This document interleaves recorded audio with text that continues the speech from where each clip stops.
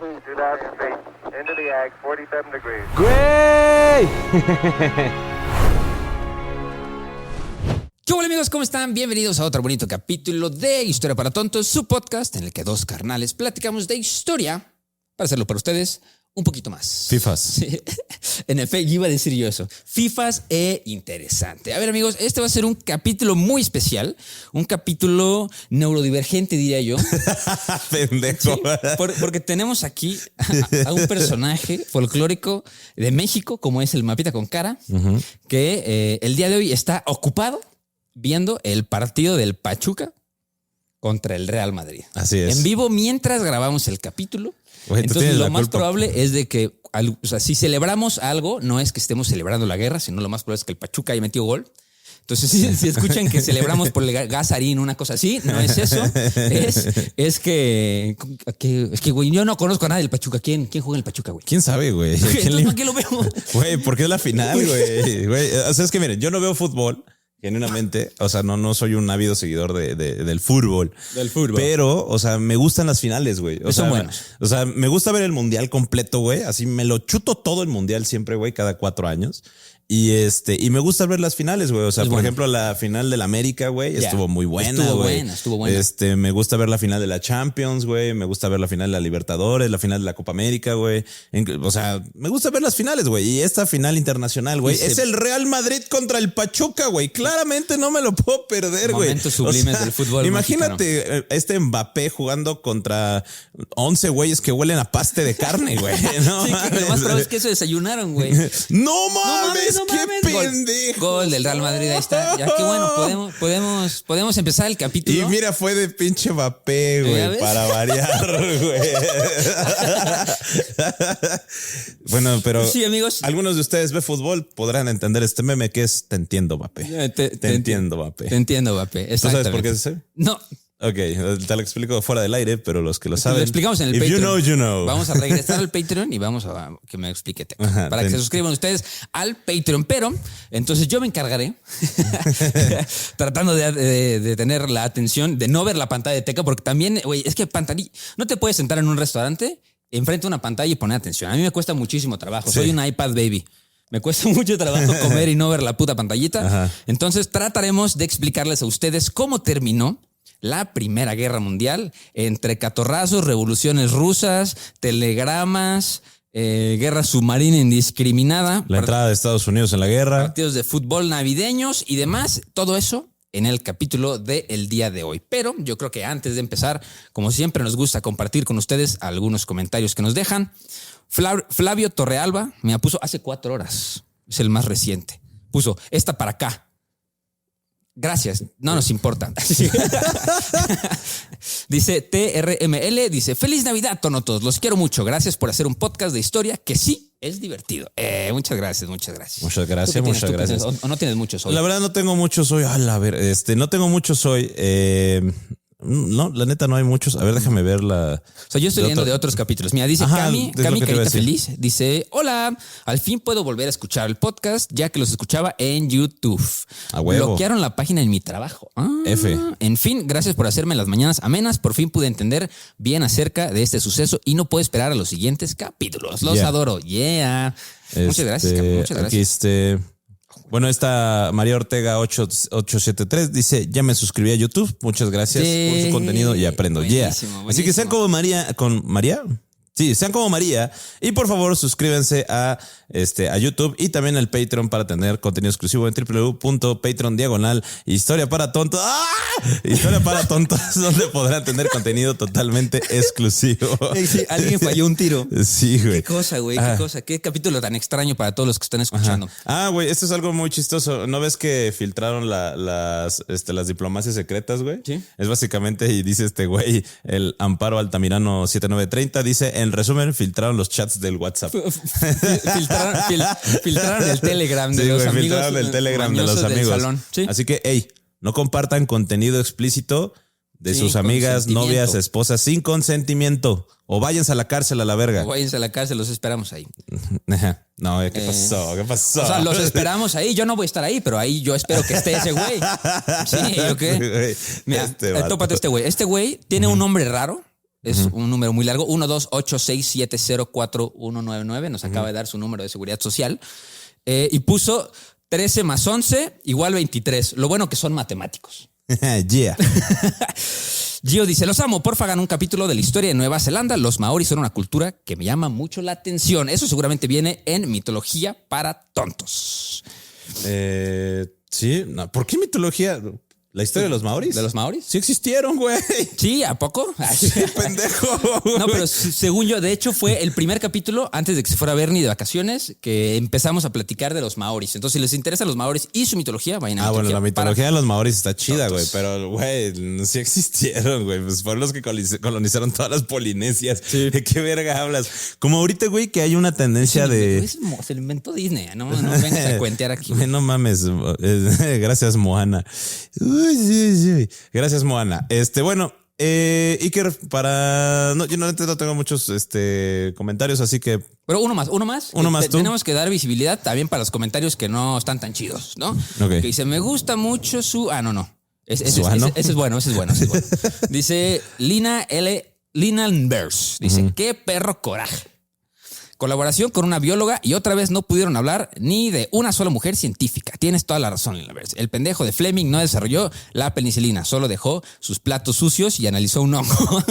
Ni los tipejos de Watson y Crick descubrieron la forma del ADN. Hay que hablar de Dorothy Hodgkin, Rosalind Franklin o Helen O'Connell, desmitificando el punto G. Pero se ponen pendejos. Oh. Sí, nos pusimos pendejones, pero tienes toda la razón. Le voy a dar like. Y le voy a poner, indicar, me gusta y publicar para que la gente vea que también estamos haciendo el trabajo del Señor. Pero bueno, ahora sí vamos a empezar el trabajo del Señor. Estamos empezando con la última parte de... Esperemos. Sí, yo creo que sí. La última parte, esperemos, de la Primera Guerra Mundial, que para un poquito de contexto, habíamos platicado un poquito sobre la guerra submarina indiscriminada, ¿no? En eso nos quedamos, ¿no? Que los alemanes Bueno, terminamos de hablar de la batalla de Verdún. Sí, que la terrible. Y la del Somme también. Bueno, entonces voy a abrir con esto. Para el 12 de diciembre de 1916, después de 10 meses brutales de la batalla de Verdún y una ofensiva exitosa contra Rumania, Alemania intentó negociar una paz con los aliados. Sin embargo, este intento fue rechazado como una artimaña de guerra engañosa. ¿Por qué? Porque Estados Unidos todavía no entraba en la guerra. El presidente Woodrow Wilson intentó intervenir como pacificador pidiendo a ambas partes que expusieran sus demandas. El gabinete de guerra de Lloyd George, que Lloyd George era el primer ministro del Reino Unido, después de consideró la oferta alemana como una estratagema para crear divisiones entre los aliados. Después de la indignación inicial y mucha deliberación, tomaron la nota de Wilson como un esfuerzo separado que indicaba que Estados Unidos estaba a punto de entrar en la guerra contra Alemania después de los atropellos submarinos. Pero ojo, atropellos submarinos que hoy en la actualidad sabemos que no fueron atropellos submarinos porque Alemania estaba haciendo lo que le correspondía en ese momento, que era porque en su momento Estados Unidos, cuando no estaba en la guerra, estaba supliendo armas y estaba supliendo suministros como país neutral a los aliados en la guerra. ¿Qué tan neutral es eso, mi hermano? Sí, claro. Es como en la Segunda Guerra Mundial, la figura de España que permitía a los submarinos alemanes estar en sus colonias africanas. Sí, exacto. ¿No? ¿Qué tan neutral eres? Porque era la de Franco. Híjole, bueno, mientras los aliados debatían una respuesta a la oferta de Wilson, los alemanes optaron por rechazar a favor de un intercambio directo de puntos de vista. Al enterarse de la respuesta alemana, los gobiernos aliados fueron libres de hacer demandas claras en su respuesta del 14 de enero. Pidieron la reparación de los daños, la evacuación de los territorios ocupados, reparaciones para Francia, Rusia y Rumania y un reconocimiento de principio de nacionalidades. Los aliados buscaron garantías que impidieran o limitaran futuras guerras, pero las negociaciones fracasaron y las potencias de la Entente rechazaron la oferta alemana por razón de honor y observaron que Alemania no había presentado ninguna propuesta específica. O sea, básicamente Alemania dijo como, ya güey, la paz, por favor. Pues ya, güey, ¿no? Pero, güey, o sea, obviamente, pues tenía conquistada la mitad de Francia, güey. Tenía conquistado Bélgica, tenía conquistado los Países Bajos, ¿no? O sea, básicamente Alemania quería hacer la paz, pero que se le respetaron sus conquistas, entre comillas, ¿no? Aparte, pues también Austria-Hungría había conquistado Serbia, Austria-Hungría había conquistado parte de Rumania, había conquistado diversos puntos en la parte del Cáucaso. Entonces, obviamente era así como, güey, o sea, sí sí aceptamos tu rendición, pero uno, paga los daños de guerra y dos, pues regresa a los territorios que están ocupados. Y obviamente Alemania dijo como, a ver. O sea, como que tampoco digas mamadas, padrino, ¿no? Entonces, bueno, Ya para los últimos años de la guerra, que es a partir de 1917 y 1918, y ya pues la firma de la rendición en 1919, para finales de 1916, las bajas rusas sumaban casi 5 millones de muertos, heridos o capturados, ¿no? En las principales zonas urbanas se vieron afectadas por la escasez de alimento y los altos precios. En marzo de 1917, el zar Nicolás II ordenó al ejército reprimir por la fuerza las huelgas de Petrogrado, pero las tropas se negaron a disparar contra las multitudes. Porque recuerden que, obviamente, como se está muriendo mucha gente en la guerra, pues obvio que, güey, necesitas un chingo de alimentos para poder sostener a un ejército completo, güey. Imagínate que son 8 millones de soldados, güey, alimenta a 8 millones de personas y aparte se suministrale medicamentos, y aparte suministrale gasolinas, y aparte suministrale balas, y aparte suministrale absolutamente todo. Entonces, obviamente, ¿quién sufría, güey? La gente común y corriente en Rusia, mientras que los zares vivían como literalmente Y hay que tomar reyes. en cuenta lo que les contamos el capítulo pasado de la tregua de Navidad. De la tregua de Navidad, que fueron aproximadamente 100,000 personas que dejaron de pelear un día porque estaban hartos de pelear. Y ahora también les contamos varias cartas en ese mismo capítulo de testimonios de soldados que ya estaban hartos de pelear, ¿no? Entonces justo creo que pasa el tiempo y lo que contaba Teca creo que pues llega a su máximo esplendor con la Revolución Rusa, ¿no? Que creo que no vamos a hablar en este capítulo de ella, porque creo que merece un capítulo... No mames, un chingo, güey. Necesita un capítulo solo para la Revolución Rusa. Es una serie, güey. Sí, es una serie, güey. Otra serie que para yo que creo se que hagan comunistas como nosotros. Oh, carajo. Carajo. Bueno, los revolucionarios establecieron el Soviet de Petrogrado y, temiendo una toma del poder de izquierda, la Duma estatal obligó a Nicolás II a abdicar y estableció el gobierno provisional ruso, que confirmó la voluntad de Rusia para continuar la guerra. Sin embargo, el Soviet de Petrogrado se negó a disolverse, lo que creó centros de poder de competencia y causó confusión y caos entre los soldados de primera línea, cada vez más desmoralizados. Imagínate pobres soldados, güey, que estaban peleando en pues en la Primera Guerra Mundial, güey, que de repente les llegan órdenes de seguir peleando y luego les llegan órdenes de retirarse y luego les llegan órdenes otra vez de no, güey, hay que seguir peleando. Sí. ¿No? Y es así como, oye, pero no hay balas. ¿Qué, güey? Sí, Las guerras se ganan con honor, no con balas. Sí, entonces sé valiente, avienta piedras. Be a man. Tras la abdicación del zar, Vladimir Lenin, con la ayuda del gobierno alemán, fue trasladado desde Suiza a Rusia el 16 de abril de 1917 porque el güey estaba exiliado, y el descontento y la debilidad del gobierno provisional hicieron que aumentara la popularidad del partido bolchevique liderado por Lenin, que exigía el fin inmediato de la guerra. La revolución de noviembre fue seguida por la revolución de diciembre, por un armisticio y negociaciones con Alemania. Al principio los bolcheviques rechazaron las condiciones alemanas, pero cuando las tropas alemanas comenzaron a marchar a través de Ucrania sin imposición, accedieron al Tratado de Brest-Litovsk. El Tratado de Brest-Litovsk es un tratado de paz separado firmado el 3 de marzo de 1918 entre la Rusia soviética y las potencias centrales, por los cuales Rusia se retiró de la Primera Guerra Mundial. Sí, o sea, básicamente Rusia tenía mucho en sus manos, porque pues sí fue de las primeras potencias pues que más apoyó y que más beligerantes mandó a la Primera Guerra Mundial. Sí. ¿No? Que eso hizo un gran descontento dentro del Imperio Ruso, y pues se fueron a una revolución. ¿Sí? A una revolución, casi una guerra civil en su momento, ¿no? Se crearon los soviets y demás. Entonces, pues para este momento Rusia queda fuera. Y esto es muy importante. El Tratado de Brest-Litovsk cedía vastos territorios, incluidos Finlandia, Estonia, Letonia, Lituania, partes de Polonia y Ucrania, a las potencias centrales, ¿no? O sea, básicamente, güey, un chingo de países se independizaron, güey. Sí. O sea, gracias a este tratado. Con el Imperio Ruso fuera de la guerra, Rumania se encontró sola en el frente oriental y firmó el Tratado de Bucarest con las potencias centrales en mayo de 1918. Sí, obvio, güey, porque te dejan solito ahí parado en la línea y dices, virga. Según los términos del tratado, Rumania cedió el territorio a Austria-Hungría y Bulgaria y arrendó sus reservas de petróleo a Alemania. Sin embargo, los términos también incluían el reconocimiento por parte de las potencias centrales de la unión de Bersarabia con Rumanía, y Bersarabia es una región de Europa del Este delimitada por el río Dniester del este de Prut oeste. Aproximadamente 2/3 de Bersarabia se encuentra dentro de la actual Moldavia. Y bueno, Eso es la salida de Rusia de la guerra, y, o sea, no queremos entrar mucho en detalles, ¿no? Sí. Sí, no queremos dar mucho queremos detalles. spoilear nada, porque eso pues, es importante. Pues básicamente se salieron pues porque el zar Nicolás Ruso II era un imbécil.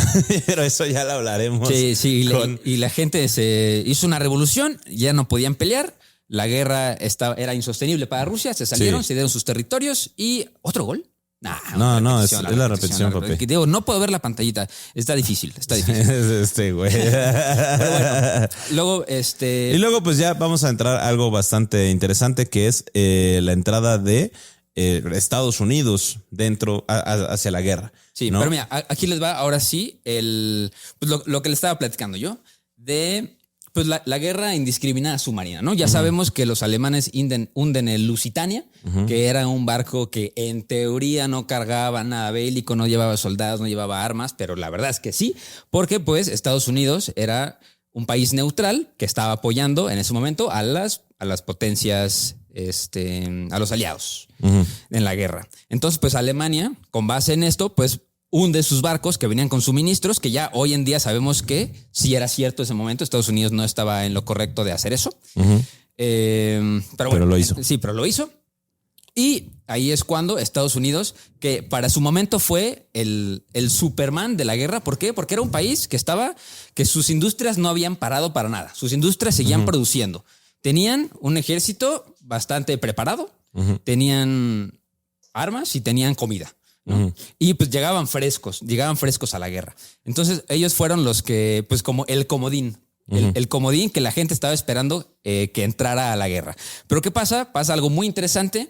Después de la hundida de Lusitania, Alemania se acerca a México y le dice, oye, México, pues por medio de un telegrama, un telegrama muy famoso que se llama el telegrama Zimmermann, que seguramente ya conocerán muchos de ustedes, pero el telegrama Zimmermann fue un mensaje enviado el 16 de enero de 1917 por Arthur Zimmermann, que era el ministro de Relaciones Exteriores del Imperio Alemán. O sea, el mero mero, ¿no? El encargado de ir a buscar a los aliados. El mero mero caguamero. El mero mero caguamero. Pues él era como el embajador alemán en México. Se lo manda al embajador alemán en México, que se llamaba Heinrich von Echtard. Pero el telegrama proponía una alianza secreta con México en caso de que los Estados Unidos entrara a la guerra con Alemania. Que yo creo que es una de las partes importantes de por qué la diplomacia secreta forma parte fundamental. O sea, la eliminación de la diplomacia secreta forma parte fundamental de los 14 puntos de Woodrow Wilson, que fueron los que se pusieron cuando terminó la guerra, ¿no? Entonces, bueno, vamos a hablar un poco del telegrama Zimmermann porque es algo muy interesante de la historia mexicana, que es, o sea, a pesar de que mucha gente lo conoce, no sabe cuáles son los verdaderos motivos.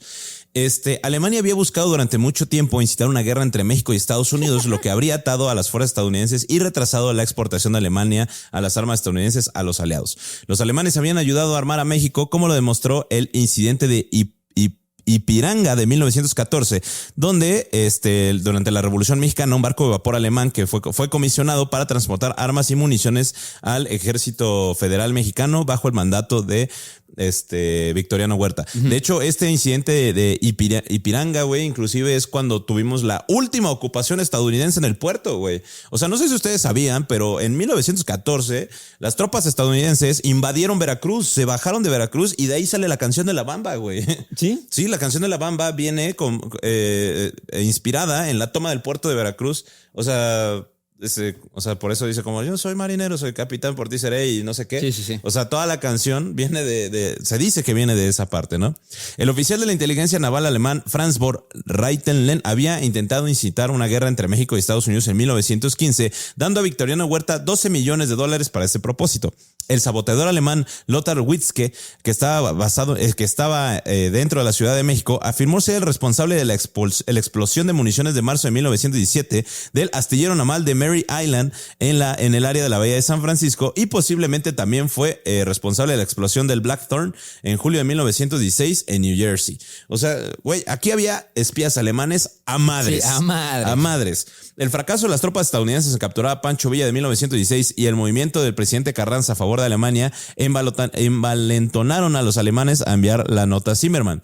Porque acuérdense que hubo una cosa que se llamaba la expedición punitiva, en la cual Estados Unidos mandó a 10,000 soldados a Chihuahua a buscar a Pancho Villa, porque Pancho Villa había bombardeado la localidad de Ay, ¿cómo se llama este pinche pueblo?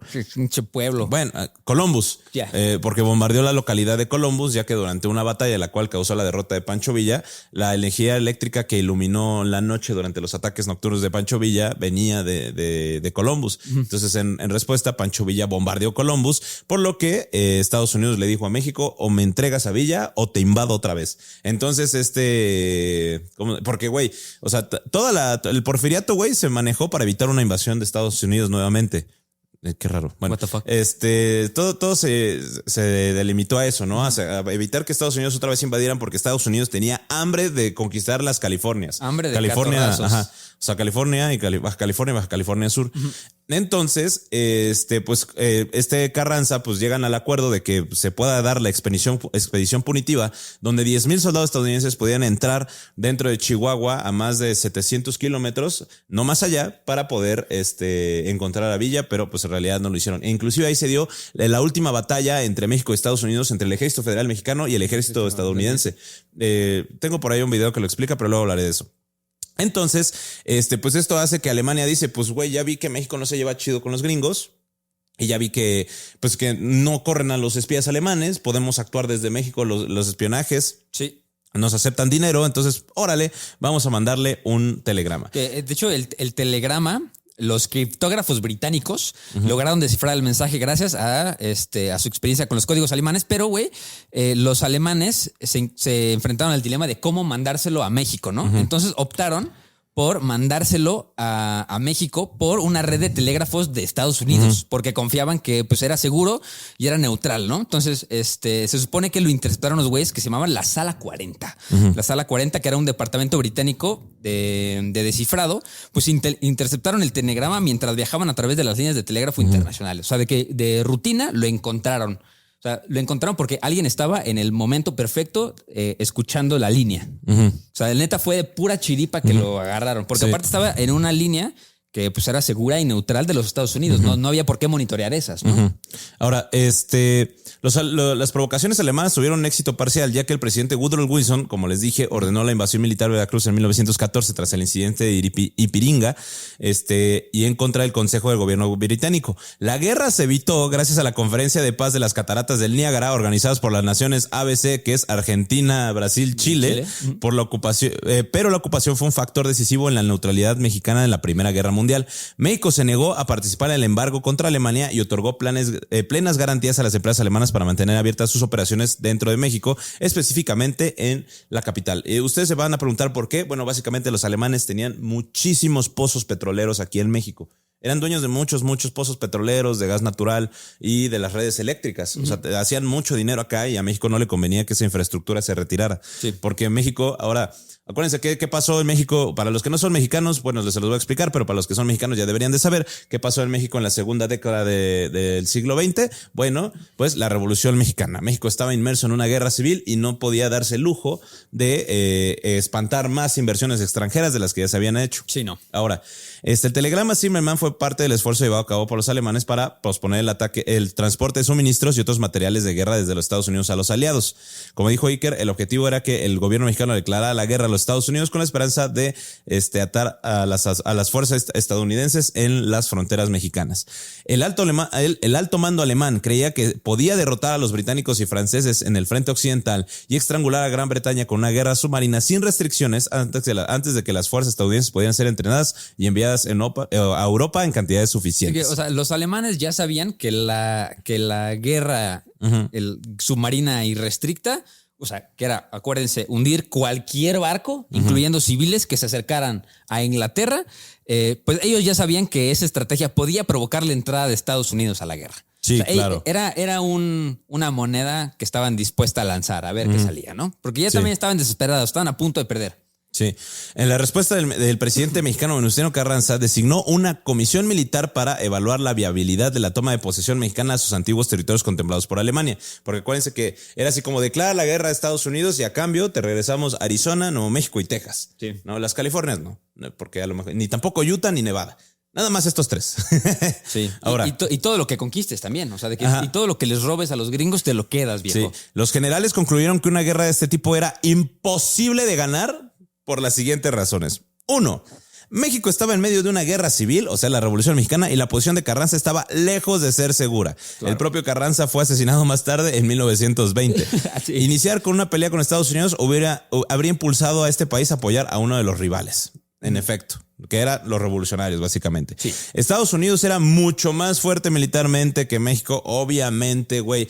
Todas las armas de Pancho Villa venían de Estados Unidos. Incluso si las fuerzas militares de México hubieran estado completamente unidas y leales a un solo gobierno, no existía ningún escenario en el que México hubiera podido haber invadido y ganado una guerra contra Estados Unidos. De hecho, gran parte del armamento militar de México de 1917 reflejaba unas modestas mejoras de la guerra entre México y Estados Unidos 70 años antes, güey. Sí. O sea, nuestro, ¿cómo se llama? Equipo militar era de 50 años, güey. Sí. O sea, nada más había de que cañones modernos y ya, güey. Y fusiles de chispa, cabrón. Sí, Estados Unidos estaba listo para la Segunda Guerra Mundial y nosotros todavía andábamos acá con el pedernal y la piedra. Sí. Las promesas del gobierno alemán de un generoso apoyo financiero era muy poco fiable, ya que en junio de 1916 el país había informado a Carranza que no podía proporcionar el oro necesario para abastecer un Banco Nacional Mexicano y completamente independiente. Inclusive, si México recibía apoyo financiero, todavía tendría que comprar armas, municiones y otros suministros en la guerra necesarios seguramente a las naciones ABC, sí. Argentina, Brasil y Chile, que tensarían las relaciones con ellas, como se explicaría a continuación, ¿no? Aún así, por si casualidad México hubiera tenido los medios militares para ganar un conflicto contra Estados Unidos y recuperar los territorios en cuestión, habrían tenido serias dificultades para conquistar y pacificar una gran parte de la población de habla inglesa que había disfrutado durante muchísimo tiempo autogobierno y que estaba mejor provista de armas que la mayoría de las poblaciones civiles, ¿no? Y estaban en juegos otras relaciones exteriores, ya que las naciones ABC habían organizado la Conferencia Paz de las Cataratas de Niágara para evitar la guerra entre México y Estados Unidos en 1914 y la desocupación de Veracruz, y si México pues entraba en la guerra, tensaría las relaciones con esas naciones. Por lo que el gobierno aparte de que el gobierno de Carranza había sido reconocido de iure por Estados Unidos el 31 de agosto de 1917 como consecuencia directa del telegrama Zimmerman para asegurar la neutralidad mexicana durante la Primera Guerra Mundial. Después de la invasión militar de Veracruz, México no participó en ninguna excursión militar con Estados Unidos en la Primera Guerra Mundial, lo que aseguró la neutralidad mexicana, que era el resultado que Estados Unidos podía esperar, incluso si permitía a las empresas alemanas mantener abiertas sus operaciones en México. Ahora, un dato curioso, esto es muy interesante. El gobierno de Carranza fue reconocido de iure, ¿no? Sí. ¿Qué significa? No de facto. O sea, que es así como, está bien, tu gobierno posiblemente sea oficial, sí, pero no es el oficial. Por lo que Venustiano Carranza en 1917-18 publica una cosa que se llama la Doctrina Carranza. Y la Doctrina Carranza habla que ningún estado ocupa el reconocimiento de un tercer estado para poder tener su propio gobierno. Porque exacto, Carranza se dio cuenta que Estados Unidos no iba a reconocer su gobierno e inclusive temía de que organizaran un golpe de estado contra su gobierno por tener afinidad con los alemanes. Por lo que publica la Doctrina Carranza, en la cual indica que dice como de güey, o sea, genuinamente me vale verga que si Estados Unidos no me reconoce a mí como el presidente de México, yo soy el presidente de México. I am the fucking Senate, ¿no? Ahora, sí, literal. Y aparte eso, o sea, estás diciendo todas las cosas que podrían salir mal si México tomaba cartas en el asunto y aceptaba el telegrama Zimmerman, ¿no? Ahora, ustedes se preguntarán qué decía el telegrama Zimmerman. Yo aquí lo tengo traducido. Se los digo en alemán o en español. Wir bestätigen AM1. No sé. El 1 de febrero tenemos la intención de iniciar guerras submarinas sin restricciones contra Estados Unidos. A pesar de ello, es nuestra intención tratar de mantener a los Estados Unidos neutrales. Si este intento no tiene éxito, proponemos una alianza con México sobre las siguientes bases. Que haremos la guerra juntos y juntos haremos la paz. Daremos apoyo financiero general y se entiende que México va a reconquistar el territorio perdido de Nuevo México, Texas y Arizona. Los detalles se los dejamos a ustedes para que los arreglen. O sea, que pueden conquistar más territorios. Se le instruye al primer presidente de México de lo anterior con la mayor confidencialidad, tan pronto como sea seguro que habrá un estallido de guerra con los Estados Unidos, y sugerir que el presidente de México se comunique por iniciativa propia con Japón, sugiriendo la adhesión de este último de inmediato a este plan y al mismo tiempo ofrecerse a mediar entre Alemania buena sugerencia, y Japón. Pero márcale tú a Japón, viejo, y también invítalo al PAN, güey, a la fiesta, güey. Sí, dile que ya no me declare la guerra, güey, que Japón y yo podemos ser amigos, güey. Que me regrese a mis islas del Pacífico. Por favor, llame la atención del presidente de México sobre el hecho de que el empleo de una guerra submarina despiadada ahora promete obligar a Inglaterra a hacer la paz en unos pocos meses. Zimmerman. Se eliminó la segunda N en el nombre Zimmerman por motivos telegráficos. Ahora, la respuesta de Estados Unidos, porque ya Iker ya leyó que cómo se tradujo el telegrama. ¿Cómo se interceptó? Ajá.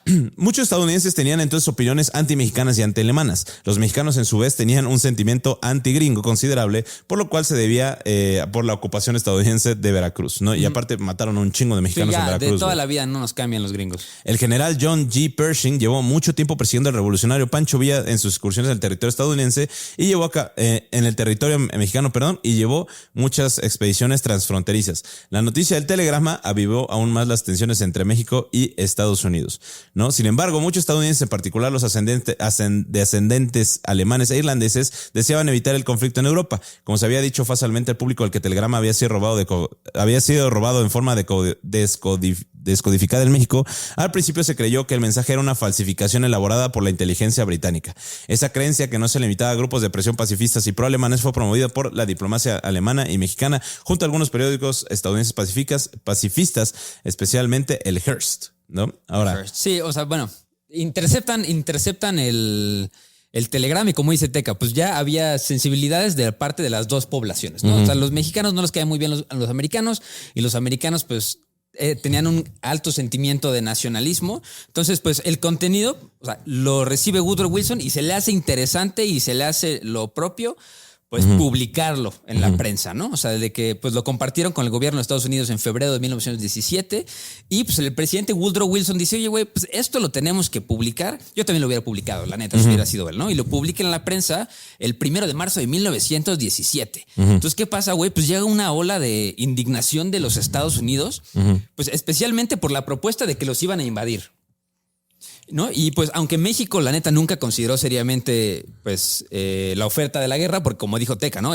O sea, era imposible enfrentarse militarmente a Estados Unidos, pues este mensaje para los americanos fue como pues visto como una provocación directa. O sea, de que Alemania fue una provocación directa hacia los Estados Unidos. De que Alemania ya quiere la guerra con nosotros o sabe que es inevitable, entonces está buscando aliados, ¿no? Sí. Entonces como que están tratando de saltarse. Entonces, pues el telegrama, junto con la reanudación de la guerra submarina irrestricta, pues justo fue lo que, o sea, al primer barco que le tiraron a Estados Unidos de camino a Alemania, ya avisados que iban a hacer esto los alemanes, dicen, es lo que tenemos que hacer. Y pues ahora sí que Estados Unidos le declara la guerra a Alemania el 6 de abril de 1917.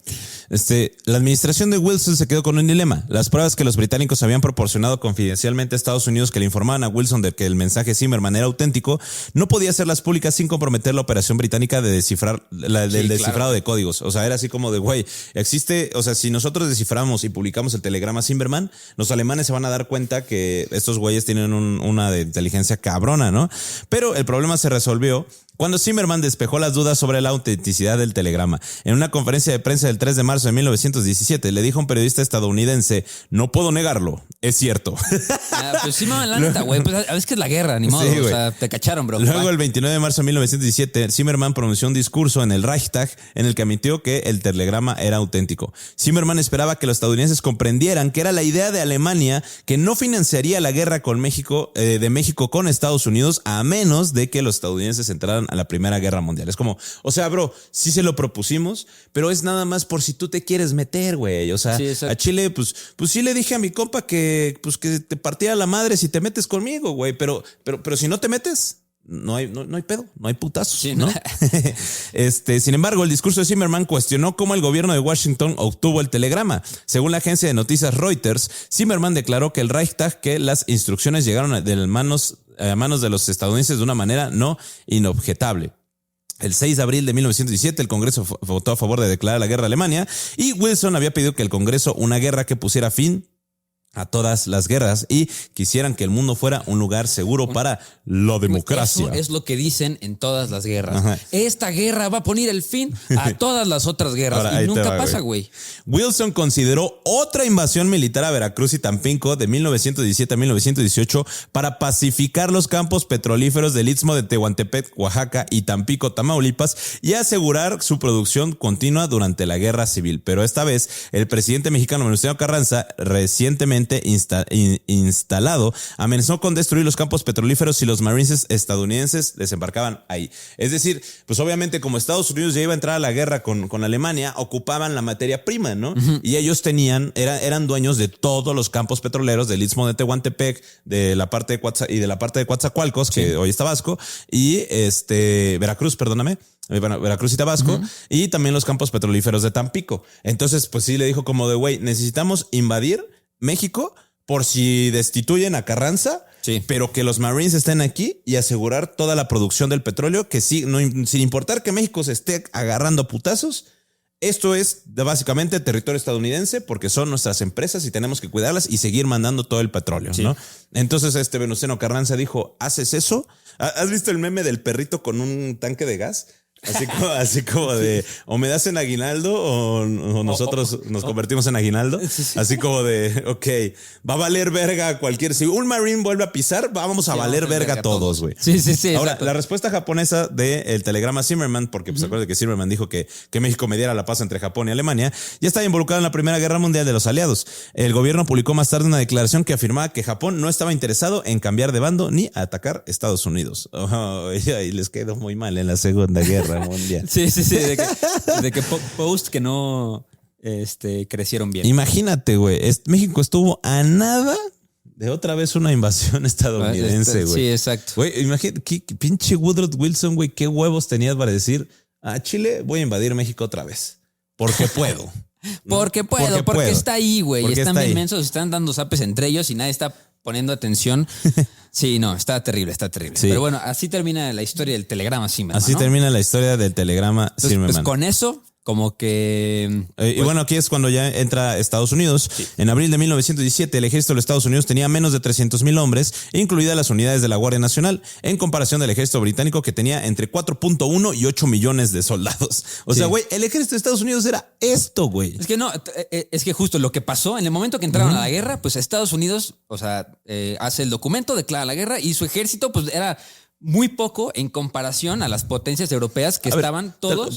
¿Cuántos murieron en la batalla de Verdún y del Somme, güey? Sí, 1 millón de soldados por batalla, cabrón. O sea. Pero topate esto, güey. Ya les habíamos contado en algún capítulo. No mames, ya otro gol del Real Madrid. La propaganda. Madre, ya ves, güey. Es que el Real Madrid es Estados Unidos en este momento. Y Pachuca es México. Puta madre, güey. Pero es que Pachuca es posiblemente el primer equipo de México, güey. Pastes Eaters. Pastes, sí, ni modo. Poder Pasteses. Pasteses Eaters.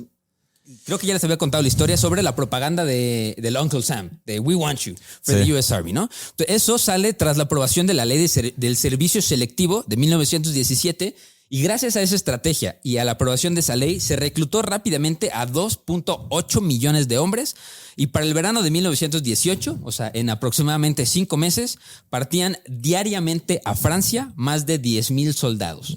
Diarios, güey. Entonces, en 1917, el Congreso de los Estados Unidos aprueba otra ley, güey, que se llama la Ley Jones, que era para que los puertorriqueños pudieran ser reclutados para el combate. Y eso es lo que le dio a Puerto Rico la nacionalidad estadounidense.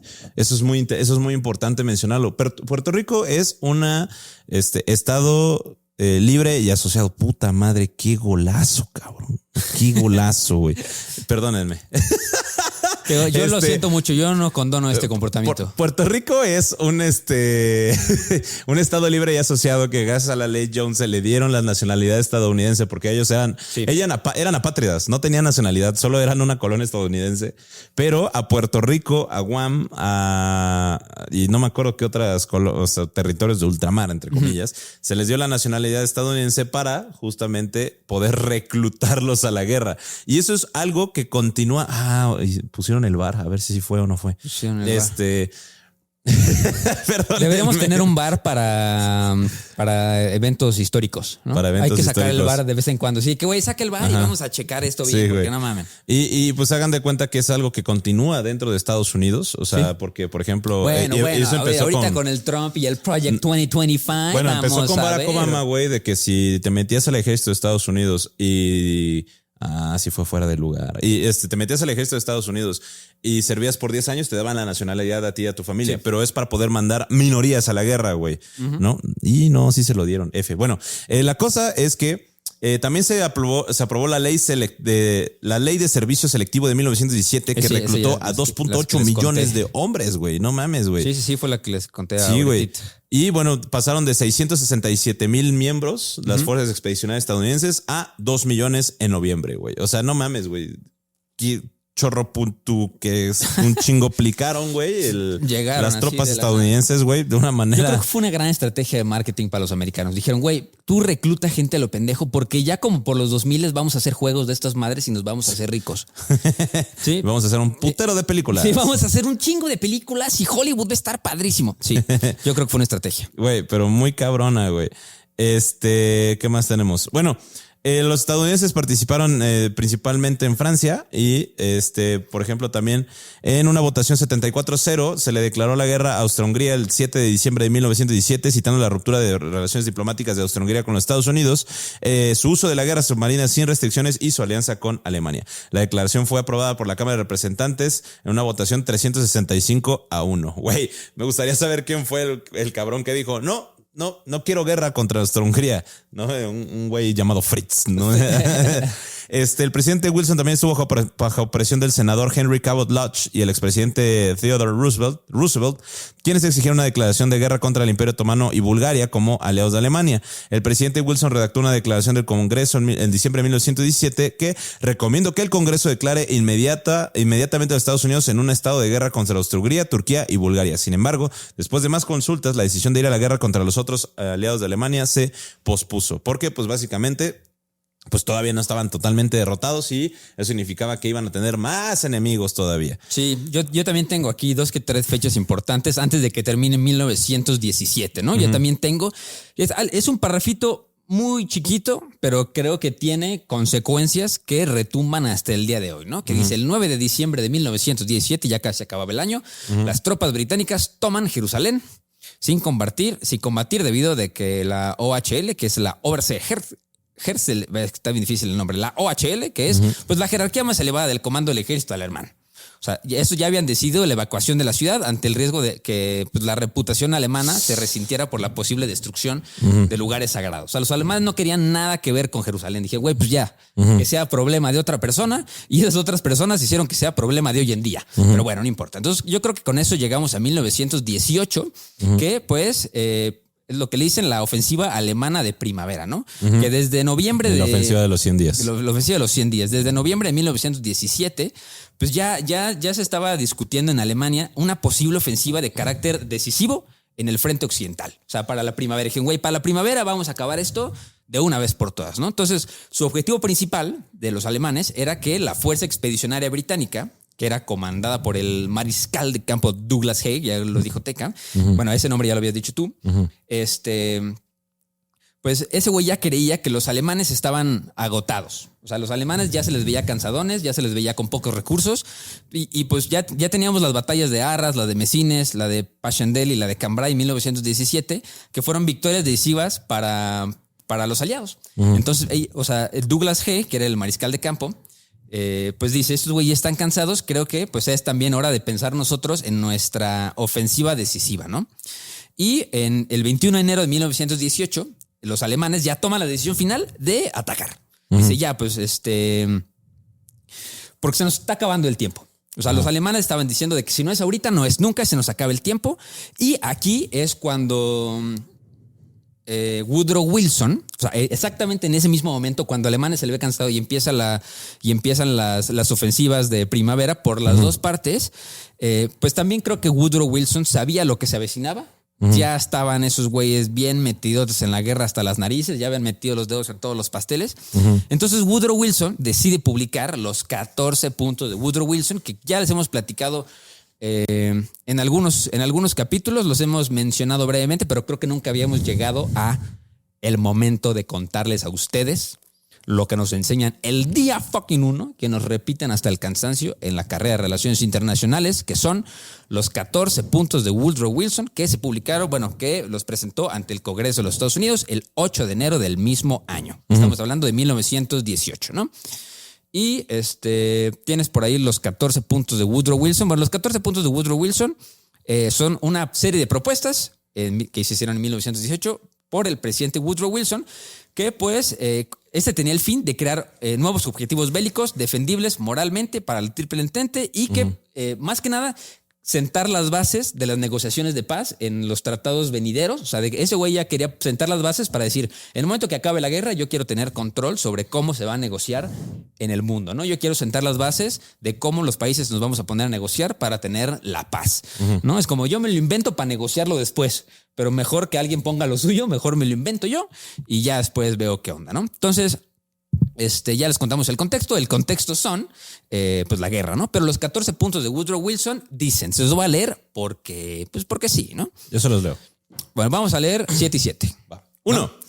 Pactos de paz abiertos, concentrados abiertamente, de los cuales no habrá entendimientos internacionales privados, de ninguna clase, sino que la diplomacia se realizará siempre con franqueza y a la vista del público. Es decir, ya no se vale la diplomacia secreta. Yo lo tengo porque como no me convenios incluyen. abiertos y no diplomacia secreta en el futuro. Tú lees la largo, yo la resumida. 2. Absoluta libertad de navegación en los mares fuera de las aguas fuera de las aguas territoriales, tanto como en la paz como en la guerra, salvo que los mares sean cerrados total o parcialmente por acción internacional para aplicación de convenios internacionales. Es decir, es lo mismo. Que el Reino Unido deje de controlar el mar internacional. Sí. Eso es lo que dice, porque el Reino Unido tenía las armadas más grandes y poderosas del mundo y eran los que controlaban absolutamente todo, porque recordemos que era el imperio más grande del mundo en ese entonces. El imperio español ya no existía. Mecos. Porque acuérdense que los territorios, las aguas territoriales eran más cortas en ese momento. Me parece que eran 9 millas náuticas. Sí. Después se cambió a 21 millas náuticas. Sí, porque ya había armas que llegaban más de 9 millas náuticas. Sí, exacto. Principalmente, ¿no? Mira, yo tengo el 3, que es 2 que 3 palabras. Woodrow Wilson dice... ¡Ay, no! Perdón. Dice, desaparición, tanto como sea posible, de las barreras económicas. O como dice Woodrow Wilson... La eliminación en la medida de lo posible de todas las barreras económicas y el establecimiento de una igualdad de condiciones comerciales entre todas las naciones que consientan la paz y se asocien para su mantenimiento. Es decir, crear tratados de libre comercio. Sí. Es decir, yo, Estados Unidos, quiero poder comerciar con quien yo quiera sin tener que estarle pidiendo permiso a ninguna de las potencias europeas. Sí. 4. Garantías adecuadas para la reducción de los armamentos nacionales. O como decía este güey... Se darán y adoptarán garantías adecuadas de que los armamentos nacionales se reducirán al nivel más bajo compatible con la seguridad interna. Es decir, ya no se vale que las potencias europeas hagan tantas armas porque ya vi que pueden hacer ejércitos. Porque tienen muchas armas. Porque tienen muchas armas y pueden hacer ejércitos así putricabrones y yo no. Sí. 5. Reajuste de las reclamaciones coloniales. Un ajuste libre y abierto y absolutamente imparcial de todas las reivindicaciones coloniales basada en una estricta observancia del principio de que al determinar toda esta cuestión de soberanía de los intereses de las poblaciones involucradas deben tener igual de peso que el gobierno equitativo cuyo título se ha de determinar. No entendí muy bien. Bueno, lo leemos chiquito.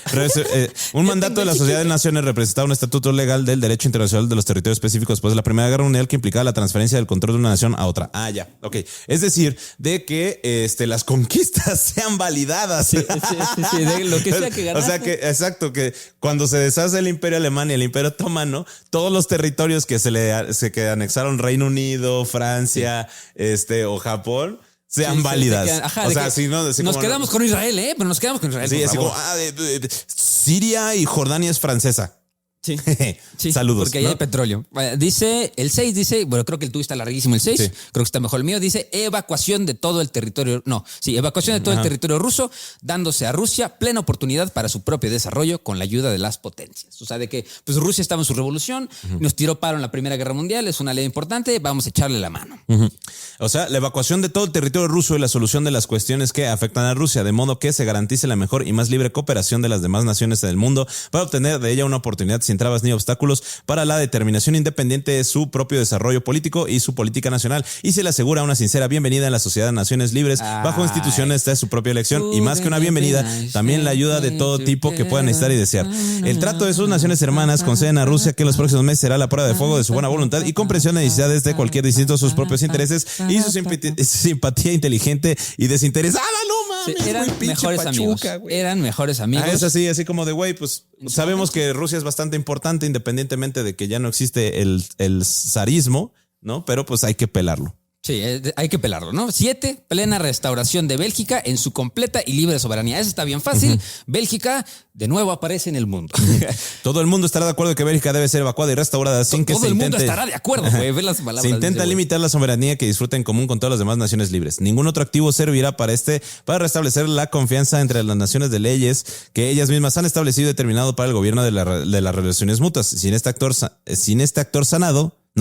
acto sanador, toda la estructura y la validez del derecho internacional se verá perjudicada como siempre. O sea, dejen a Bélgica en paz. Dejen a Bélgica en paz, güey. mames, Why tiro are you libre, so güey. obsessed with me?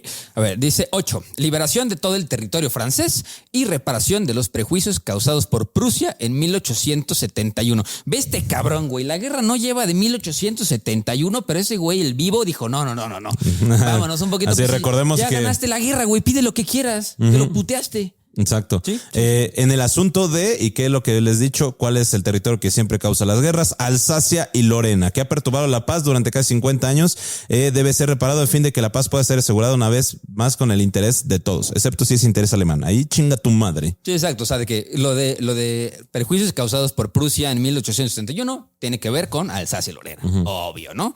El número 9 dice reajuste de las fronteras italianas de acuerdo con el principio de nacionalidad. Lo mismo. Lo mismo, ¿no? El número 10 dice oportunidad para un desarrollo autónomo de los pueblos del Imperio Austrohúngaro. O sea, de que el Imperio Austrohúngaro también estuvo de la parte ganadora. Le va a tocar su parte del pastel. Vamos a evacuar, el 11 dice vamos a evacuar Rumanía, Serbia y Montenegro. Concesión de un acceso al mar a Serbia. Y arreglo de las relaciones entre los estados balcánicos de acuerdo con sus sentimientos y el principio de nacionalidad. Pues todos esos aliados también van a ser parte del plan y les vamos a dar chance de que pongan sus estados bien bonitos, ¿no? ¿El 11? El 11. Se debe de evacuar a Rumanía, Serbia y Montenegro. Se deben restituir los territorios ocupados. Se debe conceder a Serbia un acceso libre y seguro al mar. Y las relaciones de los diversos estados balcánicos entre sí deben determinarse mediante un consejo amistoso según las líneas históricas establecidas de lealtad y nacionalidad. Y deben darse garantías internacionales de la independencia política y económica y la integridad territorial de los diversos estados balcánicos. Es decir, dejen a los Balcanes en paz. Déjenos a los Balcanes en paz, exacto. Y bueno, el 12 es muy similar, que dice seguridad y desarrollo autónomo de las nacionalidades no turcas del Imperio Otomano, ojo, no turcas del Imperio Otomano, y el estrecho de los Dardanelos libres para toda clase de barcos. O sea, de que, güey, pues por algún momento de la guerra nadie pudo pasar por ahí y eso se tiene que dejar libre al paso, como dicen por ahí, caminando y meando, que se hace charco. ¡Qué pendejo eres! ¡No puede ser! Espérate. No puede ser. Y casi. El estrecho de los Dardanelos ya se puede pasar. La parte turca del actual Imperio Otomano se le debe asegurar una soberanía segura, pero a las otras nacionalidades que estén ahora bajo el dominio otomano se les debe asegurar una indudable seguridad de vida y oportunidad absolutamente tranquila en el desarrollo autónomo. Y los Dardanelos deben abrirse permanentemente como un paso libre para los barcos y el comercio de las naciones bajo garantías internacionales. ¿Cuáles son los Dardanelos? Bueno, ¿se acuerdan que hablamos de la batalla de Galípoli? Es básicamente el que une el Mar Negro con el Mar Mediterráneo. Wilson dijo como, quiero comerciar, déjenme pasar, güey. Capitalismo al Exacto. tope, güey. O sea, ni siquiera fue como de un, vamos a hacer acuerdos con los turcos. Sí, No. Me tienen que dejar pasar. ¡Putos! Sí. El mundo es de todos. El mundo es todo. El mundo es de todos, güey. Y aparte, esto es muy interesante porque le dice que a la parte turca del actual Imperio Otomano se le tiene que asegurar una soberanía segura. Ojo, solo a los turcos. Sí. No habla nada de los estados sirios, palestinos, jordanos, saudíes, ¿no? O sea, nada más habla de que de todo el territorio del Imperio Otomano, solo uno se le va a asegurar la soberanía. Sí. No, pues dice, seguridad y desarrollo autónomo de las nacionalidades no turcas. Por eso.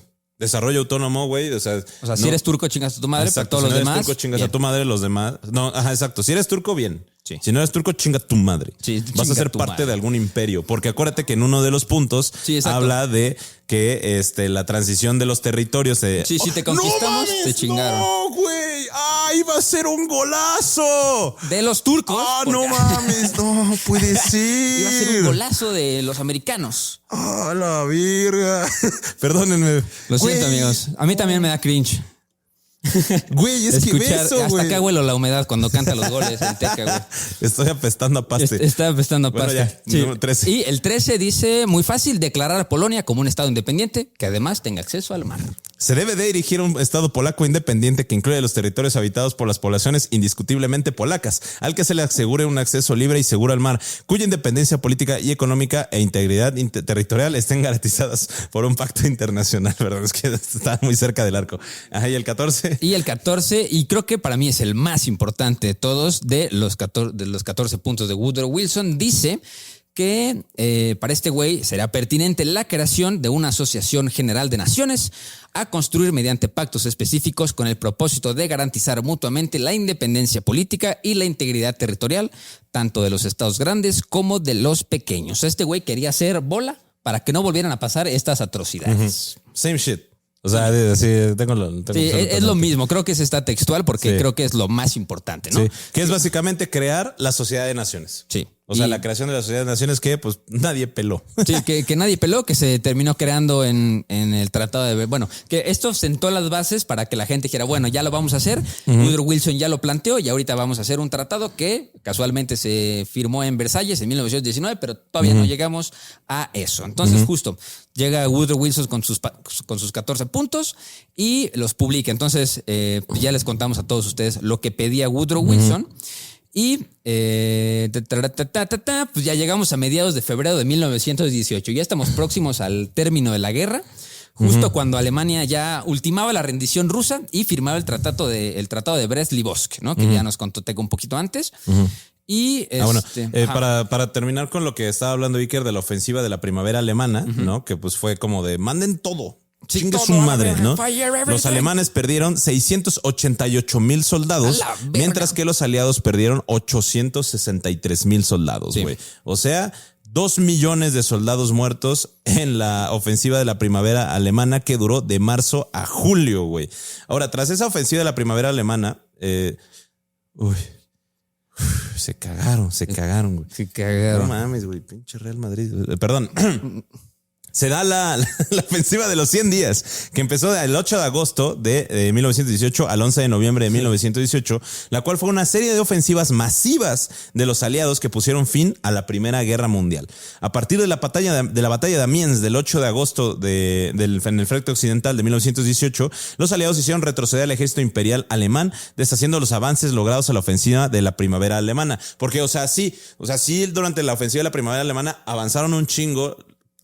Pasaron la línea de Hindenburg, que era la línea que había dicho Iker, que era pues básicamente todas las trincheras, pero después de la ofensiva de los 100 días, todo esto se fue a la ñonga, ¿no? Del 8 de agosto al 11 de noviembre de 1918, el Imperio Alemán y Austro-Hungría se enfrentaron ahora sí principalmente contra Estados Unidos. Digamos que así, el 8 de agosto de 1918 empieza la última ofensiva de la guerra. ¿No? Y algo muy curioso es que en esta ofensiva participó Siam.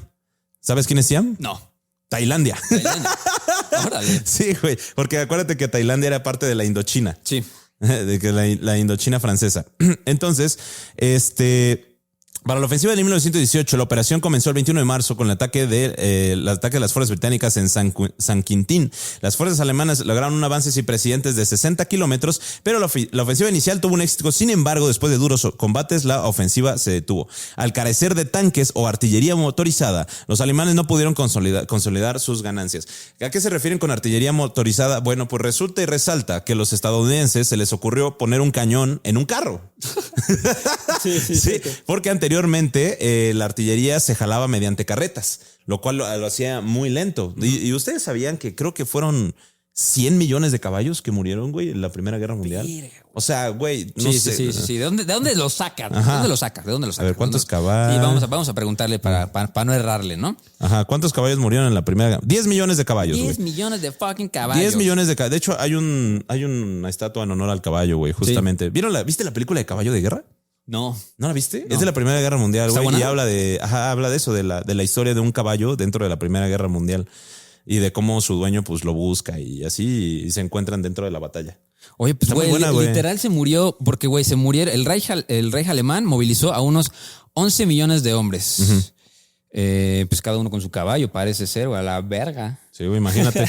Los problemas de reabastecimiento también se vieron exacerbados por las distancias cada vez mayores, ya que se extendían sobre un terreno destrozado por los proyectiles y a menudo intransitables para el tráfico. Alemania lanzó la operación Georgette, que fue la batalla de Lys o la cuarta batalla de Ypres del 7 al 29 de abril y contra los puertos del norte del Canal de la Mancha, pero los aliados, detuvieron el avance después de que Alemania obtuviera ganancias territoriales limitadas. El ejército alemán del sur llevó a cabo entonces las operaciones de Blücher y York, avanzando ampliamente hacia París, y Alemania lanzó la operación de Marne o la segunda batalla de Marne en un intento de rodear Reims. El contraataque resultante inició la ofensiva de los 100 días del 8 de agosto que provocó el colapso de la moral alemana y fue lo que es el avance hacia la línea de Hindenburg. Sí. De hecho, yo tengo un quote muy interesante que va de la mano con lo que nos acabas de contar, de Erich Friedrich Wilhelm Ludendorff, que fue pues el general alemán durante la Primera Guerra Mundial, que dice, ya no podemos ganar la guerra, pero tampoco debemos perderla, ¿no? O sea, de que, pues, güey, vamos a meterle con todo, ya estamos en el estrecho final, pues de perdida que tampoco se vayan tan limpiecitos nuestros enemigos, ¿no? Que justo luego, después de esa frase, que empieza la ofensiva de los 100 días, por ahí del tantos de agosto de 1918, digo, ya vamos en el 11 de agosto, pues ofrece su renuncia al Kaiser, quien la rechaza y le responde, debemos lograr un equilibrio, casi hemos alcanzado el límite de nuestra capacidad de resistencia, la guerra debe terminar. Güey, imagínate, qué culero de decir, voy a renunciar.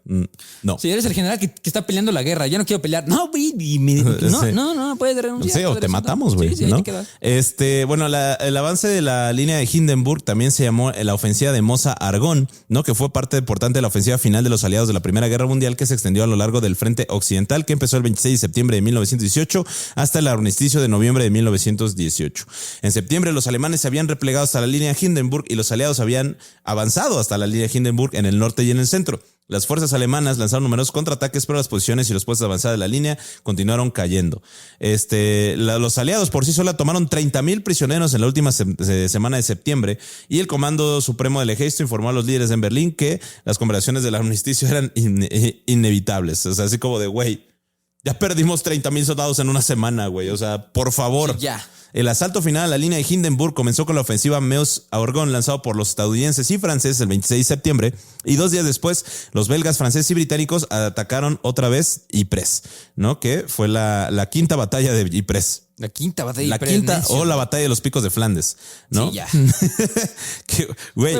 Acuérdate que los alemanes ya se estaban agotando todas sus reservas y del otro lado de la guerra estaban llegando 10,000 soldados diarios de Estados Unidos, güey. Sí, güey. Y aparte, ya estamos por septiembre, lo que significa que pronto llega el frío. Exacto.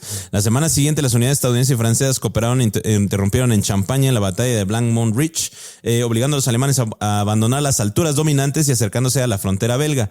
El 8 de octubre, la línea Hindenburg fue perforada por las tropas británicas y el dominio del primer y tercer ejército británico en la segunda batalla de Cambrai, ¿no? También los aliados empezaron la ofensiva de Vardar en el frente macedonio, en la batalla de Dobre Pole, donde los ejércitos serbios y franceses tuvieron éxito después de una batalla de 3 días con relativamente pocas bajas y posteriormente avanzaron a un lugar en el frente, que algo muy raro que se vio en la Primera Guerra Mundial. Después de que se rompió el frente, las fuerzas aliadas comenzaron a liberar Serbia y llegaron a Skopje, la capital de Macedonia, donde Bulgaria firmó un armisticio con los aliados el 30 de septiembre. Y aquí es donde ya empiezan las rendiciones, ¿no? Sí, ya, la gente ya.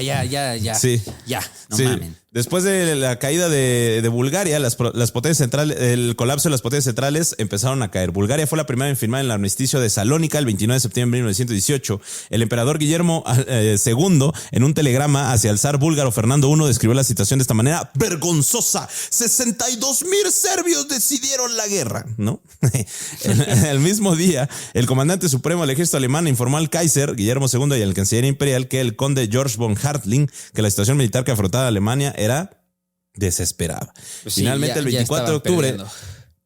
perdónenme, los aliados inician un avance que hicieron que recuperaran rápidamente todos los territorios perdidos por Italia, lo que culminó en la batalla de Vittorio Veneto, que marcó el fin del ejército austrohúngaro como fuerza de combate eficaz. La ofensiva también desencadenó la desintegración del imperio austrohúngaro. Durante la última semana de octubre se hicieron declaraciones de independencia de Budapest, Praga y Zagreb.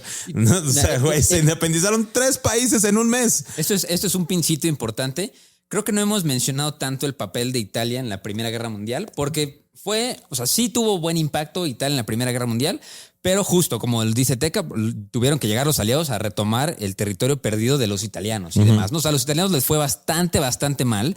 Y cuando llegaremos, un spoilercito rápido, a la Segunda Guerra Mundial, después del Tratado de Versalles, acuérdense que el Tratado de Versalles estuvieron los ganadores y esos fueron los que pusieron las reglas, y invitaron a los italianos casi que por compromiso, ¿no? Los pusieron como estado afiliado y demás, pero no les dieron tantas garantías, que fue una de las cosas que se enojó Benito Mussolini en la Segunda Guerra Mundial, ¿no? O sea, él lo decía como una victoria a medias. O sea, no lo habían reconocido como se debía y no le habían dado lo que Italia había ganado por ley. Entonces, eso fue uno de los puntos importantes. Aparte no le dieron Italia lo que quería era, por ejemplo, Etiopía, güey. Sí. O sea, y no se lo dieron. Sí, no, porque pues ya lo había conquistado otro país. No, porque Etiopía era independiente. Ya. Sí, era independiente, güey. Era así huevo. como, no, güey, nadie se mete con Etiopía. Y fue como Italia, pero yo lo quiero. No. Sí, y tú, pero te acabas de anexionar toda la mitad de África. ¿Por qué no me haces Etiopía, güey? Exacto.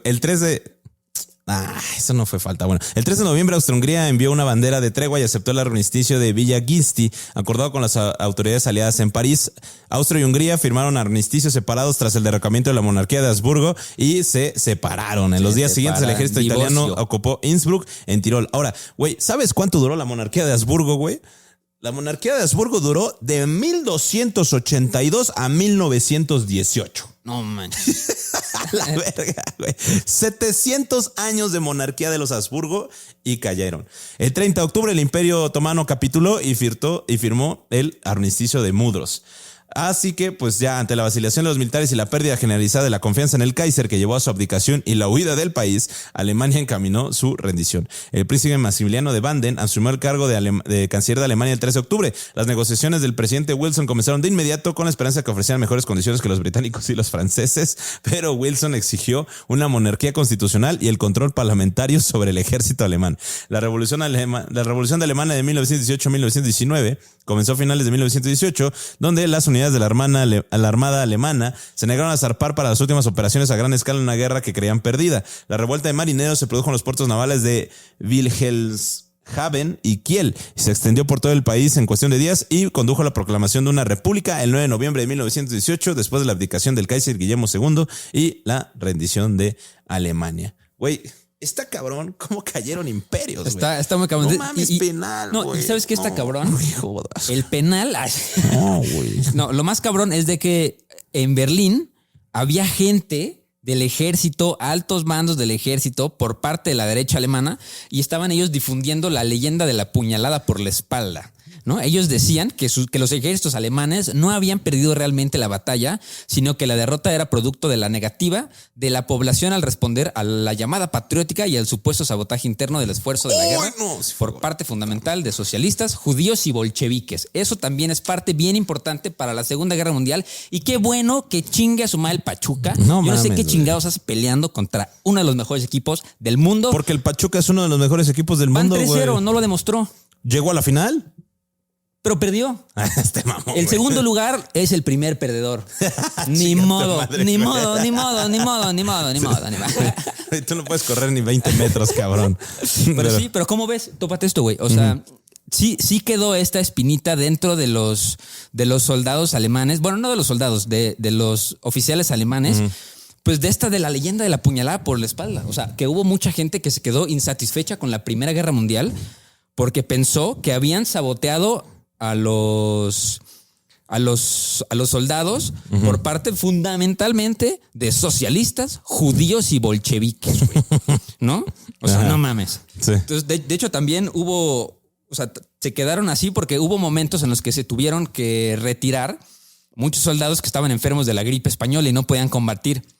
Entonces, pues también por eso se quedaron peleados. Así de que no, es que si no hubiera llegado eso y demás, hubiéramos ganado. Que creo que sienta las bases un poco de lo que pasó en la Segunda Guerra Mundial. Que acuérdense que no están pues tan distantes en tiempos. Sí. O sea, eso termina en el 18 y en unos 20 años más ya nos estaríamos otra vez agarrando a buenos catorrazos, ¿no? Y bueno, se crearon muchos países durante esta guerra, ¿no? Principalmente se crea Finlandia, Estonia, Letonia, Lituania, Polonia, Checoslovaquia, Austria, Hungría. Rumania adquiere ciertos territorios, se crea la Yugoslavia, se crea Albania, Bulgaria se pierde territorios, se crea el mandato libanés sirio, se crea el mandato palestino inglés. Se crea Turquía y ya. Sí, güey. Se crea Turquía, el mandato sirio-palestino, sirio-libanés, perdón. Se crea el mandato palestino y se crea la Irak británica y el Afganistán británica, güey. Y Alsacia y Lorena se le anexan a Francia. Y también Dinamarca, güey, tiene un referéndum por ahí. ¿Qué más? Bueno, aquí ya es cuando se firma el Tratado de Versalles de 1919, ya para no hacerlo más largo. El Tratado de Versalles fue un tratado de paz firmado el 28 de junio de 1919 con el tratado más importante de la Primera Guerra Mundial que puso el fin al estado de la guerra de Alemania y la mayoría de las potencias aliadas. Sí. Se firmó en el Palacio de Versalles exactamente 5 años después del asesinato de Francisco Fernando que condujo a la guerra. Otras potencias centrales al lado de Alemania, del lado alemán firmaron tratados separados. Aunque el armisticio del 11 de noviembre de 1918 puso en fin los combates reales y acordó ciertos principios y condiciones, incluido el pago de reparaciones, fue necesario 6 meses de negociaciones aliadas. 4-0. No, güey, casi, güey. Fueron necesarios 6 meses de negociaciones aliadas en las conferencias de paz de París para concluir el tratado. A Alemania no se le permitió participar en las negociaciones. Sí, güey. Gracias. Ustedes sí, obvio. Los perdedores no escriben su historia, ni modo. Sí, güey. El tratado exigía que Alemania se desarmara, hiciera concesiones territoriales extraditadas en los presuntos crímenes de guerra, aceptara que el Kaiser Guillermo fuera juzgada, reconociera la independencia del Estado cuyo territorio había sido anteriormente parte del Imperio Alemán y pagara reparaciones a las potencias de la Entente. La cláusula más crítica y controvertida era que los gobiernos aliados y asociados afirmaran y Alemania aceptara la responsabilidad de Alemania y sus aliados de causar todas las pérdidas y los daños de los gobiernos aliados y asociados a sus nacionales que han sido sometidos como consecuencias de la guerra que les fue impuesta a la agresión de Alemania y sus aliados. Los demás miembros de las potencias centrales firmaron tratados que contenían artículos similares. En el este artículo 231 se conoció como la cláusula de la culpa de guerra. Yo no sabía que el 11-11, cuando dicen, güey, 11-11 pide un deseo, pues sale también principalmente porque hay varias cartas que nos dan, crónicas que dicen que a las 11:11 del día 11 de noviembre del mes 11 se hizo la paz. O sea, ¿No te acuerdas de ¿viste Peaky Blinders? Bueno, no me acuerdo de... el último capítulo de Peaky Blinders es justamente que va a matar al doctor y de repente suena el reloj a las 11. Y entonces Thomas Shelby le quita la pistola y le dice 11. Al fin paz. En referencia a la paz de las 11 de la mañana. De las 11 de la mañana del 11 del mes 11. También, güey, en la de... esta es la película de las trincheras. ¿Cómo se llama? La de 1917. Sin cartas en los... No, sin... 1917. Sin noticias en el frente. También buenísima. Ajá, la de Sin noticias en el enfrente, ya hemos hablado varias veces. También habla de que a las 11 se va a firmar la paz y el general dice a las 11, ok, tenemos 30 minutos para ganar la guerra. Ya. Entonces... Ya. Está buenísimo. Sí, y de hecho, para todas las personas que creen en la numerología, eso es una coincidencia, no significa absolutamente nada, porque luego dije, no, güey, 11-11, necesitamos, cállate. Nada más fue. Papito, ya. Ve, cierra el hocico. Aprécialo por lo que es, una coincidencia verguísima. Entonces, Alemania no se pacificó ni se concilió ni se debilitó permanentemente. Estados Unidos nunca ratificó el Tratado de Versalles. En cambio, hizo un tratado de paz separado con Alemania, aunque basado en el Tratado de Versalles, y el Tratado de Versalles estaba basado en los 14 puntos de Wilson. Sí. Los problemas que surgieron a partir conducirían a los tratados de Locarno, que mejorarían las relaciones de Alemania y las demás potencias europeas. El sistema de reparaciones se reorganizó y los pagos se redujeron en el plan Dawes y el plan Jung. El amargo resentimiento del tratado impulsó el ascenso del partido nazi y finalmente el estallido de la Segunda Guerra Mundial. O sea, no le dieron el asiento para negociar la paz y dice, bueno, pues yo no estoy obligado a cumplir sus mierdas porque yo no firmé nada, güey. ¿Sabes? O sea, sí, se les olvidó y poner al enemigo ahí, güey. O sea, de que, güey, ¿cómo vas a obligar al güey que fue el enemigo a que ya no lo vuelva a hacer? Pues no mames, fuera del lugar. Pero sí. Yo tengo también, de hecho, aquí como Pues las consecuencias de la guerra. ¿Qué fue lo que nos costó como humanidad? La guerra. No mames, sí fue gol, güey. ¿Otro? No, pero pues 3-1, güey. Y ya va a Pero, acabar el no, partido, pero fue ¿no? fuera de guerra. Sí, ya nada más que ¿Y nada 3 más minutos, es ida? güey. ¿Nada más es ida? ¿O es ida y vuelta? O ya, se No, acabó. creo que Ganó el Madrid. creo que ya ganó el Madrid, Ni güey. modo. ¿Y sí iba con la alineación completa o metió puro cachirul? Pues Así metió de un que- papel, güey. Sí, ¿Ya? sí traían los. ¿Sí traían chidos, Ponchi? güey, ¿Sí traían sí. Ponchi? Va. Pues mira, yo les tengo aquí los datos tristes, ahora sí, ¿no? Para finalizar este capítulo. ¿Cuántas muertes humanas, soldados y civiles nos costó agarrarnos a catorrazos? De los poderes centrales, Alemania perdió 2 millones de personas, Ujú. soldados nada más, y 500,000 de personas por hambre, enfermedades y bombardeos. Ujú. Austria-Hungría, 1 millón y civiles, 500,000. Ujú. El Imperio Otomano, 300,000 y...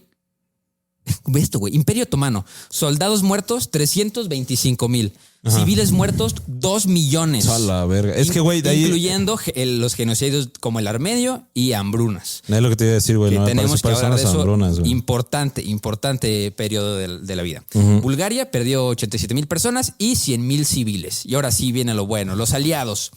Rusia perdió 1,800,000 y 1 millón de soldados y 1,500,000 civiles, güey. A la verga. O sea, casi 3 millones o 3,300,000 personas. Rusia. Rusia. Francia, soldados 1,300,000 y civiles 300,000. O sea, en general como 1,700,000 personas, ponte. Ujú. El Reino Unido perdió 700,000 personas y 16,000 civiles, que creo que parte de eso es que pues los civiles estaban en una isla que era intocable para los alemanes, ¿no? Entonces por eso se salvaron un poco más los civiles del Reino Unido. Italia murieron 650,000 personas de soldados y civiles, otro 500,000 de personas. O sea, fueron como 120,000 personas. Digo 1,200,000 personas. Estados Unidos, 116,000 personas. Y adivina cuántos civiles. ¿Cuántos? 700. Cero. 700. Ah, bueno. Ah, por los barcos hundidos. Por los barcos hundidos. Claro. Serbia. Y por esos civiles fue que empezó la guerra, güey. O sea, what the fuck. Bueno, Serbia, 275,000 personas y 450,000 civiles, güey. Pero bueno, Japón, 300 personas. Bélgica, 62,000 personas. Grecia, 150,000 personas civiles y 27,000 soldados. Pero ahí te va la sumatoria. Totales. O sea, Vinicius Muertes Junior. militares, 10,800,000 personas. A la verga, 10 millones, 11 millones de soldados, güey. Civiles, 8,5 millones de personas. Total, 18 millones. ¿cuántos humanos se murieron? Casi 20 millones. Vamos a ponerle que se murieron 20 millones de personas en el mundo. Toda la Ciudad de México. ¿Así? ¿En cuánto tiempo? En pinches 5 años. 5 años. Y ve, yo aquí tengo cuántos animales se murieron en la guerra. ¿Cuántos? También. Caballos y mulas, 8 millones. ¿Para qué se usaban? Se preguntan ustedes. Pues eran el transporte de los soldados, artillería y suministros. Pero la mayoría murieron por hambre y agotamiento. Me perdió el Pachuca. Perdió el Pachuca, güey. El Pachuca es Alemania en Es este caso. Güey. esa es la mayor pérdida, güey.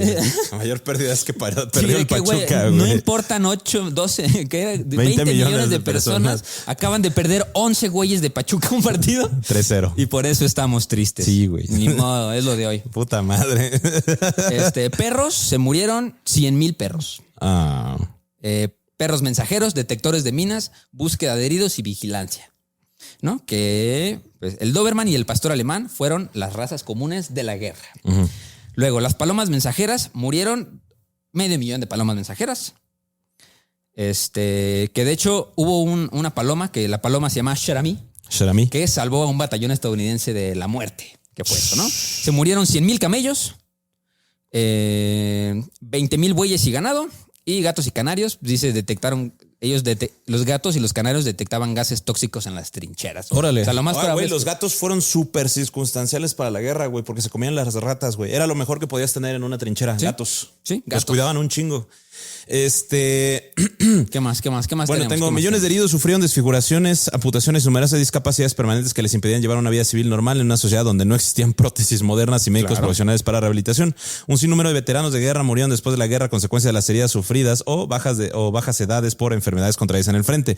Entre los heridos se encontraron numerosos objetos de conciencia que se habían negado a participar en la guerra y que a menudo, a pesar de no tener ninguna patología, habían sido condenados a prisión o internados en centros psiquiátricos para evitar el que hiciera decaer la moral de las tropas. O sea, cuenta, si tenían ansiedad, se iban a la cárcel para que no le diera ansiedad a los demás soldados. Ya. El bloqueo naval contra las potencias centrales hizo que, según el estrés postraumático, chinga tu madre. No, según un estudio de la Sociedad de Naciones de 1928, perecieron de hambre 424,000 alemanes. Estimaciones sugieren que hasta 733,000 alemanes murieron debido a los bloqueos navales en el invierno de 1916-1917, llamado Streckruber-Winter. En el contexto de la Primera Guerra Mundial también se cometió por parte del Imperio Otomano genocidio armenio, matando a cientos de miles de víctimas. El impacto económico fue brutal. Los gastos totales ascendieron a 956 millones de marcos de oro. Sí, mira, justo yo los tengo aquí distribuidos. Al Reino Unido le debían 200 millones. A Alemania, 194 millones. A Francia, 135 millones. A Estados Unidos, por una participación breve de un año y medio en la guerra, por alguna extraña razón, le debían 150 millones de dólares. Y a Rusia nada más 100. A Austria-Hungría 99 millones y a Italia 63 millones. Pero, güey, imagínate que a Alemania le dijeron, oye, güey, ¿sabes qué? Padre Santo, perdiste la guerra, ahora tienes que pagar casi un billón. Sí, bueno, 950 millones de marcos de oro. Ahora, un dato curioso es que esta guerra causó la caída de 4 monarquías, güey. 4 dinastías monárquicas que venían desde la Edad Media, güey. Los Romanov, los Osmanli, los Osmanli que eran los otomanos, los Romanov de los rusos, ¿sí? Los Hohenzollern, que eran una casa alemán de Brandenburgo, Prusia, y el imperio de Prusia, y los Habsburgo de el Hohenzollern es Guillermo II y los Habsburgo, ¿no? Sí. Que es del Imperio Austrohúngaro. Ahora, un dato curioso, güey, y me gustaría hablar de esto. El otro día vi un video muy bueno, no sé si es del mapa de Sebas, de que habla de cómo Prusia, güey, es el güey que causó todo. O sea, Prusia es el país que ha causado guerras durante los últimos 200 años, güey. Entonces estaría bien cagado hablar de eso. Y a ver. Yo les quiero dejar con el momento Inception de este capítulo, ¿no? Que es el ascenso del nazismo y el fascismo, ¿no? Que es así como cuando acaba la película de Inception y se queda girando la pirinola y dices, verga, sí se va a caer, no se va a caer, sí se va a caer, no se va a caer, ¿qué será, qué será? Pues literalmente esto es así, el datito que les voy a dejar, porque después va a ser muy interesante, que es, pues, empieza el ascenso del nazismo y el fascismo, porque, bueno, esto es las causas de las consecuencias de la guerra, ¿no? Cómo queda tocada a Europa, pues porque empiezan a rechazar, pues, los muchos cambios de la posguerra, ¿no? Entonces, en el mismo modo, en Alemania se populariza la leyenda de la puñalada por la espalda, como ya les conté hace rato, pero se empieza a popularizar al grado de que ya se le empieza a llamar nacionalismo, ¿no? Entonces, pues no tanto se interiorizó que tenían un enemigo, o sea, el enemigo interior, ¿no? Entonces, pues el enemigo interior se convirtió primero los partidos de izquierda y después, pues que los partidos de izquierda eran los responsables del proceso revolucionario alemán y también se puso en ese frente como enemigo interior a los judíos, ¿no? Entonces aquí hay una frase de Ian Kershaw que dice: sin la Primera Guerra Mundial y su legado en el Tercer Reich sería inconcebible. La popularidad del nazismo tiene unas raíces psicológicas principales que no se pueden explicar sin este legado. Para la opinión pública de Alemania, la derrota de 1918 significó un desastre continuo y, a ojos de Hitler y a la dirección del régimen de la Segunda Guerra Mundial, no era más que el legado inacabado de la Primera. O sea, exactamente, ya quedamos tocados y pues no se pudo destocar. No se pudo destocar. Estuvo cabrón, ¿no? Es la pirinolita. La pirinolita de este capítulo. Pues, ¿cómo les pareció? Déjenlo en los capítulos si les gustó esta serie de la Primera Guerra Mundial. Fue un intento burdo para hacer una serie de la Primera Guerra Mundial, porque la segunda yo creo que va a estar todavía mejor. Arriba el Pachuca. Más turbia. Ajá, exacto. Pues si este capítulo les puede dejar algún aprendizaje, es que las guerras son malas Y que arriba el Real Madrid, carajo. No, güey, chale. sí Y me que agüité, aguante güey. el Real Madrid, carajo. Pues amigos, los queremos ¡Aguante, mucho. Talleres! Aguante, Talleres. Los queremos mucho. Y recuerden que no hay guerras sin idiotas que las peleen. Güeyes que las financien. Caballos que mueran. Y historia, si no hay un... Güey. Pachuca. Amigos, los queremos. Bye.